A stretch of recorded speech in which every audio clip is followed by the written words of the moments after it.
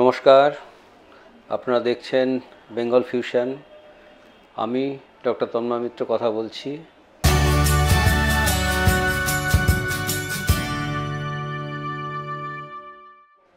আজকের যে বিষয়টা নিয়ে আমরা কথা বলবো সেটা হলো সেক্সুয়াল অবসেশন, অর্থাৎ এই যৌন চিন্তার থেকে মুক্তি না পাওয়া বা একটা সর্বদা যৌন চিন্তার মধ্যে লেগে থাকা, তার থেকে মানসিক অশান্তি।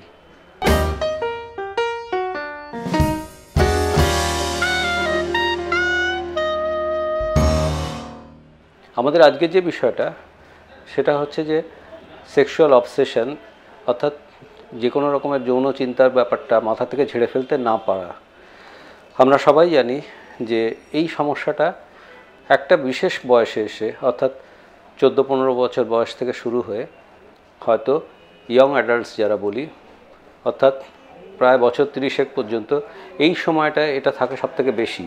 কিন্তু তার মানে এটা নয় যে পরবর্তী সময়টা চলে যায়। অনেক সময় দেখা যায় তার থেকে বেশি বয়সেও কিন্তু এই সমস্যাটা, অর্থাৎ এই যে চিন্তাটা, যে যৌন চিন্তা, কথাটা মনে রাখা দরকার যে যৌন চিন্তার ব্যাপারটা অস্বাভাবিক নয়, কিন্তু সেই যৌন চিন্তার ব্যাপারটা এত বেশি রকম, এত বেশি মাত্রায় আসছে যে সেটা আমার অন্য সমস্যার জায়গা, অন্য যে কাজের জায়গা সেগুলোকে আমার নষ্ট করছে বা অন্য সমস্যার জায়গা তৈরি করছে। আমরা দেখেছি যে এই ধরনের সমস্যার জন্য বাচ্চাদের, অল্প বয়সী ছেলে মেয়েদের যে সমস্যাটা তৈরি হয় সেটা হচ্ছে পড়াশুনোর। এই সমস্যাটা নিয়ে আমাদের কাছে বা আমরা সরাসরি আসেন না, কিন্তু যখন অল্প বয়সী ছেলে মেয়েদের যারা 7, 8, 9, 10, 11, 12 পড়ে তাদের সঙ্গে কথা বলতে গিয়ে আমরা দেখি যে তাদের এমন কিছু অভিজ্ঞতা হচ্ছে, এখনকার দিনে যে অভিজ্ঞতাগুলো আমরা জানি স্কুল কলেজে, সেগুলো খুব সহজলভ্য, খুব সহজে পাওয়া যায়। সেইখান থেকে কিন্তু এই ধরনের অভিজ্ঞতার জন্যে তাদের যে জিনিসটা তৈরি হচ্ছে, তারা আস্তে আস্তে পড়াশোনার থেকে দূরে সরে যাচ্ছে। অর্থাৎ এই যে যৌন চিন্তার ব্যাপারটা, এই যে সেক্সুয়াল থটসগুলো, এই ব্যাপারটা নিয়ে, এই যে ফ্যান্টাসির জায়গা, সেইগুলো নিয়ে কন্টিনিউয়াস চিন্তা চলতে থাকছে, তার থেকে বেরিয়ে আসতে পারছে না, যার জন্য তার কিন্তু সমস্যা তৈরি হচ্ছে পড়াশুনোর জায়গাটায় এবং অন্যান্য জায়গায় অ্যাবসেন্ট মাইন্ডেড হচ্ছে, কাজের জায়গাগুলোকে ভুলে যাচ্ছে।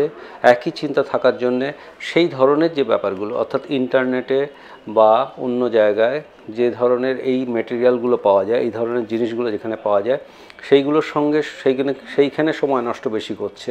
তার ফলে ন্যাচারালি তার অন্যদিকে অসুবিধে কিন্তু ঘটতে থাকছে।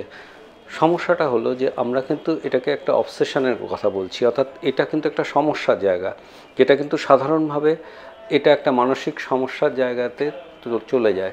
একটা বয়সে আমরা সবাই জানি, যখন এই কম বয়স অ্যাডোলেসেন্ট, কিশোর কিশোরীদের, তখন এটা হয়তো স্বাভাবিক, কিন্তু বুঝতে হবে যে স্বাভাবিকত্বের সীমাটা কখন এটা অতিক্রম করে যাচ্ছে। এখনকার দিনে যেহেতু আমাদের চারদিকের মিডিয়া এবং চারদিকের পৃথিবী পাল্টাচ্ছে, আমাদের দেশেও এই বৃহত্তরভাবে এই ধরনের এক্সপোজার যদি বলি বা এই ধরনের অভিজ্ঞতা আমি যদি বলি, সেটা কিন্তু বেড়ে যাচ্ছে এখনকার দিনে বাচ্চাদের অনেক বেশি।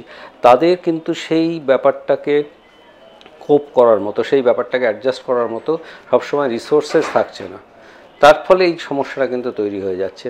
অর্থাৎ আমরা কিন্তু নিজেদেরকে যদি আস্তে আস্তে আমরা এই জায়গাটা তৈরি করতে পারি, অর্থাৎ এই ধরনের বাচ্চাদের যে ধরনের সমস্যা আছে তাদের যদি আমরা আইডেন্টিফাই করতে পারি, বার করতে পারি তাদেরকে, এবং যদি আস্তে আস্তে দেখা যায় যে তাদেরকে আমরা হেল্প করতে পারি এই ধরনের ব্যাপারে, তাহলে কিন্তু দেখা যাবে যে আমরা কিন্তু অনেকটা ভালো করতে পারবো। অর্থাৎ আমাদের যদি দরকার হয়, আমরা এই ধরনের সমস্যা যখন তৈরি হচ্ছে বাচ্চাদের, তাদেরকে বাবা মার আমাদের কাছে নিয়ে আসুন তাড়াতাড়ি, আরও তাড়াতাড়ি আমরা দেখি যে তাদের সমস্যাগুলো কী ধরনের। যদি সমস্যাটা এই অবসেশনের জায়গাটায় যায়, এতে লজ্জা পাওয়ার কিছু নেই, অস্বস্তি হওয়ার কিছু নেই, এটা হতেই পারে, এখনকার দিনে এটার সম্ভাবনা অনেক বেশি। তার কিন্তু ঠিকঠাক মতো কাউন্সেলিং করানো, ঠিকঠাক মতো চিকিৎসা হওয়া দরকার, যাতে এই ছেলে মেয়েগুলোর জীবনের একটা খুব ইম্পর্ট্যান্ট সময় সেটা কিন্তু নষ্ট হয়ে না যায়, এবং সেইটার জন্যে, এই সময় নষ্ট হওয়ার জন্য পরবর্তী জীবনে তাদের অসুবিধে না ঘটে। এটা ছাড়াও কিন্তু আরও কিছু কিছু সমস্যা কিন্তু তৈরি হতে থাকে। আপনারা দেখতে থাকুন বেঙ্গল ফিউশন।